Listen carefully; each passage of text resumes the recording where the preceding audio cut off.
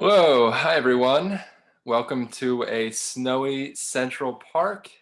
Happy holidays to you all, and I hope that wherever you're tuning in from, you're having a peaceful beginning to your winter.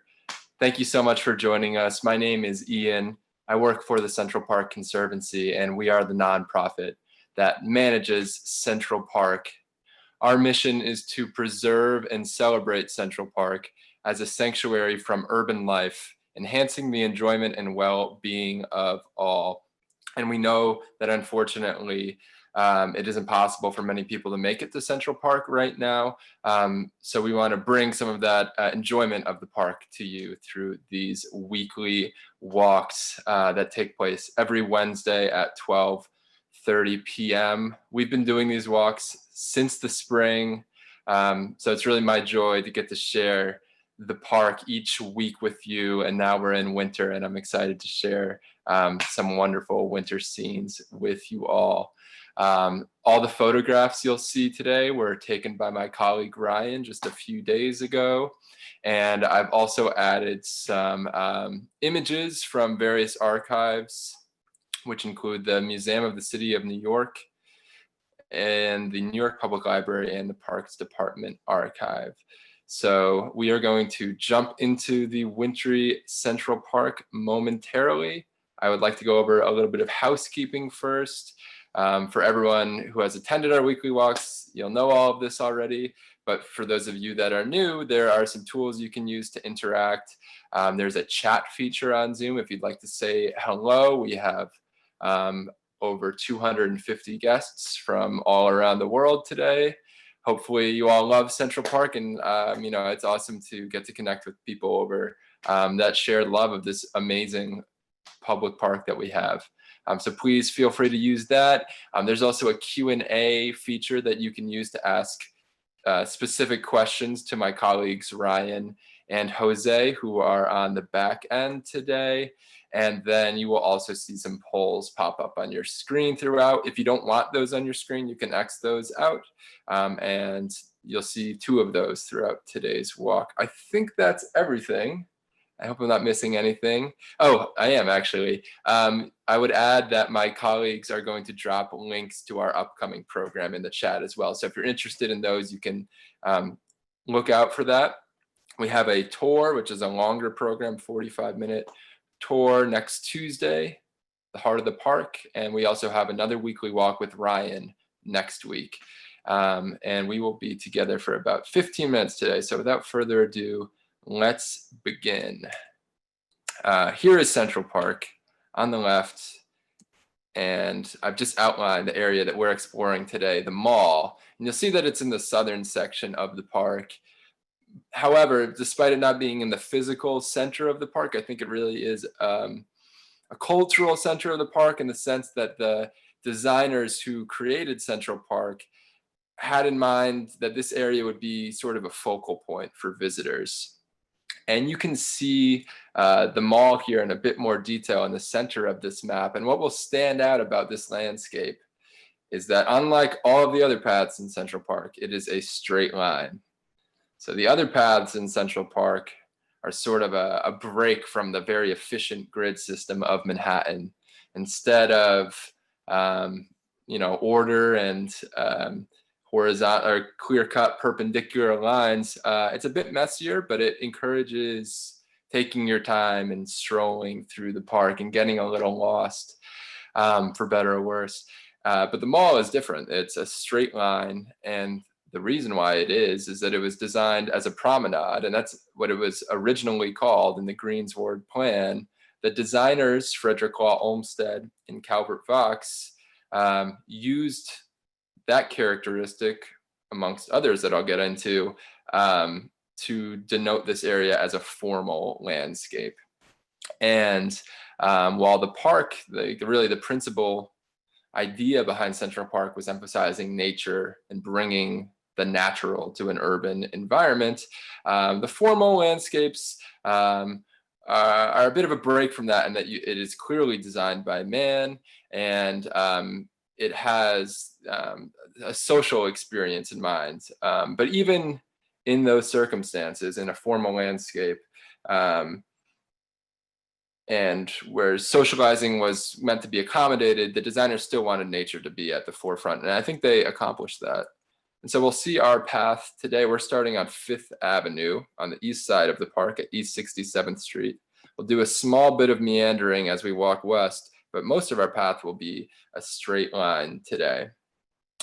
And you can see the mall here in a map that was created in 1873, which would be right about the end of the official completion of Central Park.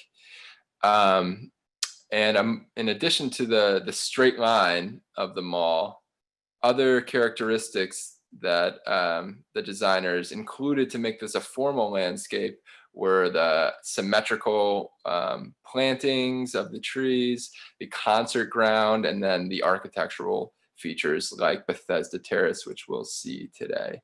And so in the words of the designers, the mall is an open air hall of reception. So it is social, but it's something that is created by plants, and it's very natural accordingly. And so I wanted to ask a question before we get into the pictures or our walk today, just to launch a poll. There are 2 other types of landscapes that Frederick Law Olmsted and Calvert Vaux described. In addition to the formal landscape that we just talked about, there are also pastoral landscapes, so like sheep meadow and the pool. These landscapes were intended to have visitors kind of walk by them, and the landscapes are supposed to kind of induce a peaceful, contemplative feeling. And then there are the picturesque landscapes, which are the woodlands in the park, the Ramble, the North Woods, which are the most scenic, adventurous areas of the park. So I'll share the results in a moment. And once again, if you don't want that on your screen, you can X that out. And in addition to exploring the formal landscape, I also just want to explore Central Park as this winter paradise, really. And this is a postcard from 1909 that just sort of reinforces this idea that Central Park is just a really magical place to come in the winter. And I hope that our walk conveys that. So here we are around 5th Avenue. We've got the sounds of cars going by. Quickly the snow in the city kind of turns to slushy puddles. So we're going to step over some of those, and we're going to depart from this urban landscape and get into something that is a bit more magical, I think. And that is Central Park right here. So we'll go in through this gate here. Ryan took this picture actually, and we'll see this banner here walking by. One of my colleagues said, "I remind myself how lucky I am to care for one of our country's most iconic outdoor spaces." And it really is such an iconic place. And my job is a bit different. I just share information about it with you, but I do feel so lucky. And I just wanted to express that feeling of gratitude because this whole year has been obviously very surprising. I didn't think we'd be doing this virtual program, but it's afforded me a really great opportunity to share it with you all. And so I'll end that poll here and I'll share the results. Picturesque dominated this poll. They are great. I think picturesque landscapes allow you to tune out the city more than any other one. You can't see any buildings and you can't really hear any city noises. But the other ones, I think, serve their purpose and are special in their own right. And today we are seeing a formal landscape. So we'll continue, and as we walk through the frigid air, through the snowy park, we will see Balto, the statue of the sleigh dog that was erected in 1925. He looks like he's in his natural habitat here. Here's another angle of it. And if you don't know the story about Balto, he was a sleigh dog that famously, along with other dogs, led or helped transport an anecdote of to the city of Nome, Alaska. I wrote down a couple notes here because there's a dedication on the statue that says it's dedicated to the indomitable spirit of the sled dogs that relayed antitoxin 600 miles over rough ice, across treacherous waters, through Arctic blizzards, from the Nana to the relief of stricken Nome in the winter of 1925. And so it's a fun statue, especially for children. You can see that the bronze is actually polished in the back from the amount of hands that have been all over this statue. So walking past Balto now, you can see where we are. We've gone just a little bit west, and now we're at Willowdale Arch, which is this red brick and sandstone arch. The tan colored stones, those are sandstone. This was created in 1861 by Calvert Vaux and Jacob Ray Mould. And as we walk underneath the arch, we'll get a reminder of just how cold it is today, with the icicles hanging on the top of the arch. And past Willowdale, we'll get to the base of the mall. We can see Midtown in the distance, and closer to us, these beautiful elm trees that are really showing off their shape now in the winter. I've talked about the trees and how I love how they're bare on like several of the last weekly walks, but I think today we'll get like the best showcase of what I mean when you can really admire the tree shapes in the winter, because of the American elms that line the mall. We'll also see a little snowman as we're walking by. I thought this is a very small but cute one. Maybe the snow was not great for building snowmans. I didn't actually make one myself, unfortunately. But past that, we'll see a more permanent art installation, which is William Shakespeare. So we're at the base of the mall. This is what we came for, and we'll get to explore the rest of the mall after this. In the beginning of the mall is known as Literary Walk, or sometimes people call it Poets Walk. And it's called this because there are several statues in this area of the mall, and almost all of them represent literary figures. So of course, we have Shakespeare by John Quincy Adams Ward here. And we have a few others that we'll take a look at. But now we get to really appreciate the mall. And I'll pause it here for a second just because this is one of my favorite views in the park. It's about a quarter mile long. And this was really designed as the place where people would, upper class people who had horse and carriages would get off their horse and carriages and walk through here. And the rest of us, we'd also get to walk here. And I think it's a landscape that really reinforces the ideals of the designers of the park, which was to create a democratic space for everyone in New York. And it has a really grand feel to that. So I think this is an area that's really an ode to that principle behind the park. And it does almost feel like a natural cathedral, the way the branches create a canopy overhead. Slightly different angle here, but when we're walking around, it's great to just look at every perspective because it really is a work of art, and you're rewarded by moving around and looking at it from all angles. I could really talk about the mall for a long time, but I just love looking at this image. I don't really get tired of it. And some of the images of the mall, since it is just a straight line with trees, might be a little redundant, but I don't really get tired of this. So I hope you all don't either. And returning to Literary Walk, we have some more bronze sculptures here. We have Walter Scott and Robert Burns. Really the origins of these statues, and most of the statues of the park, certainly those from the 19th century, were added a couple decades after the construction of the park began. And they were mostly fundraised by specific ethnic groups, organized groups of people, in this case, Scottish Americans, who saw this as the kind of the most cultivated, if you will, an area held in high esteem, where they could add people from their country of origin and reinforce the idea that they are like part of the polity of the city. And another great view of the mall. And here we are, we're only about a third of the way up, and we'll see a couple more statues here. We have Fitz Greene Halleck, who's an American poet from New York. And across from Fitz Greene Halleck is the newest statue in Central Park, just added in August. And that is the Women's Rights Pioneer statue by Meredith Bergman. This was, it's only been here for 5 months now, 5 months or 4 months, maybe. I'm terrible at math. And you can see Sojourner Truth, Susan B. Anthony, and Elizabeth Cady Stanton here in bronze. And it occurred to me when I was looking at this picture, this is the first time I was ever covered in snow. So small bit of history here. And if you do visit and you'd like to learn more about this new addition to Central Park, you can actually use your smartphone, if you have one, to scan the QR code here, and you'll get to learn more about this that was just added. So I said earlier the park was completed in 1873, but of course there's an addition as new as this year. So it's a work in progress that every generation is adding to.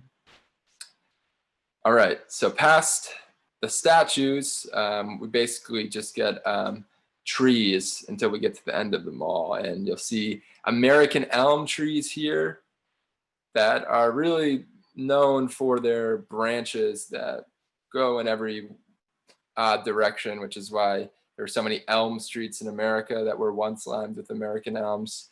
However, Dutch elm disease has really negatively affected or dwindled the population of American elms in North America. And as a result, many of them have been lost.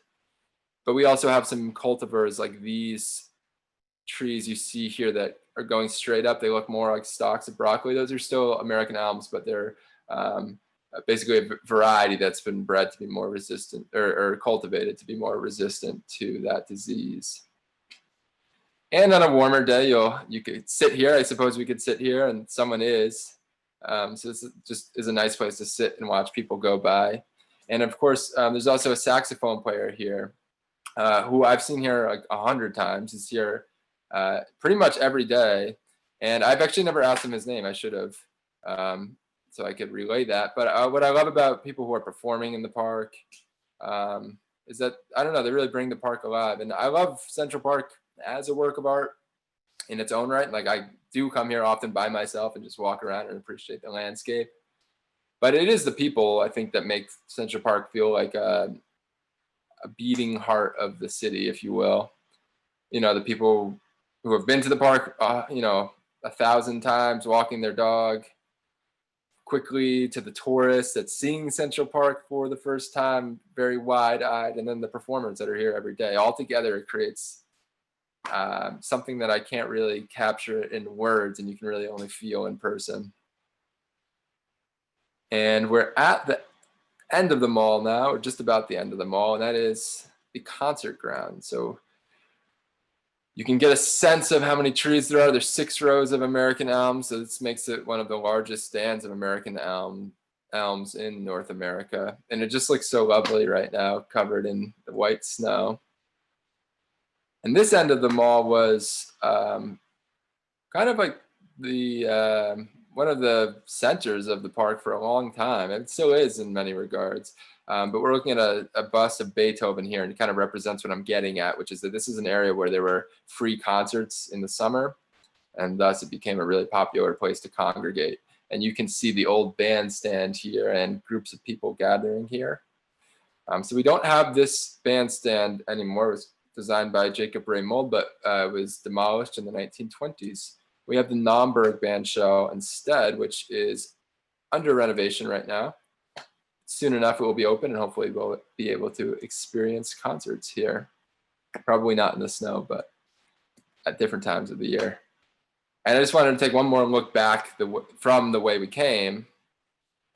Poets Walk is at the end of the promenade here, and you can see, because it's such a long walkway, the end, or where we began rather, just becomes out of sight.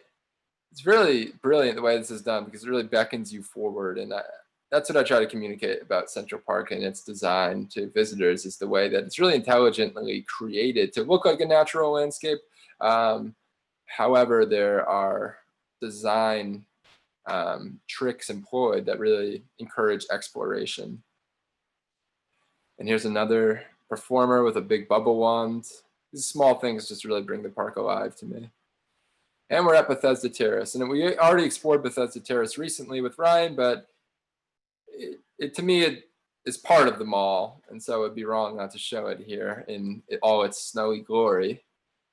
And we're looking back again the way we came, and we get the stone architecture of Bethesda Terrace here, and all of the stone details that you'll see in the railing.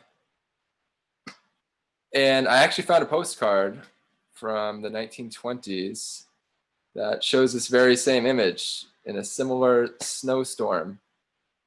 And so I know I'm having a hard time putting it into words, but there really is something special about seeing Central Park in the snow. Um, and everyone who's visiting the park when it's snowy is just so delighted to see it that it becomes some kind of a group experience. Yeah, postcards to me are just so interesting because they really communicate how important a place is and the imagination of what New York is, and Central Park definitely plays a really central role in that. And so we're at the end now, and I'm gonna leave you with a few images of Bethesda Terrace. It looks so great covered in the snow, and you can see the lake in the back is partially frozen. Of course, you cannot go on the lake now. It's very dangerous, and we have real ice skating rinks, so please don't do that. But I did find a very similar image from the end of the 19th century here when people were still ice skating on the lake. And I'm glad we have the real rinks now, but I think this would have been quite a sight to see people flying by, enjoying the frozen lake.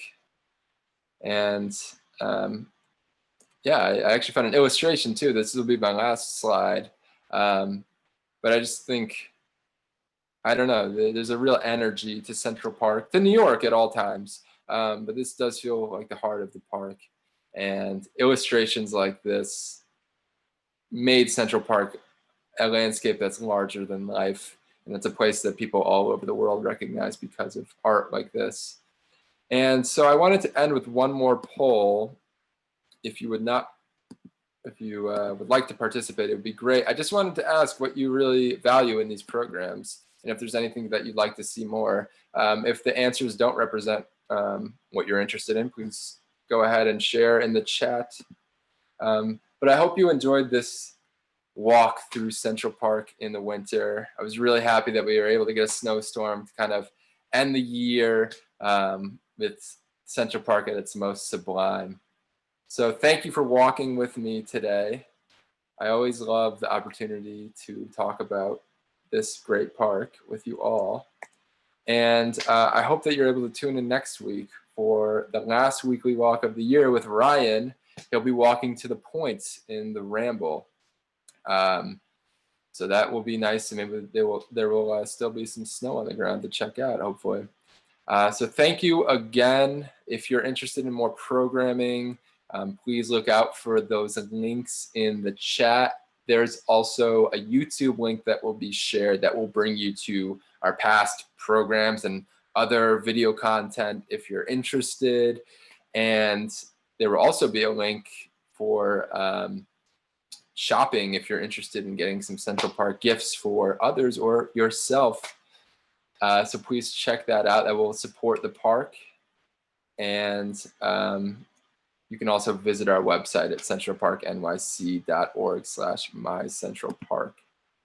Now, the results of the poll, seems like history and park lore and traditions are the favorite topics. And I love those aspects of the tours, especially just talking about Central Park as this cultural center of New York. So I'll try to incorporate more of that in the future. But until then, thank you again for joining us. Happy holidays to you all.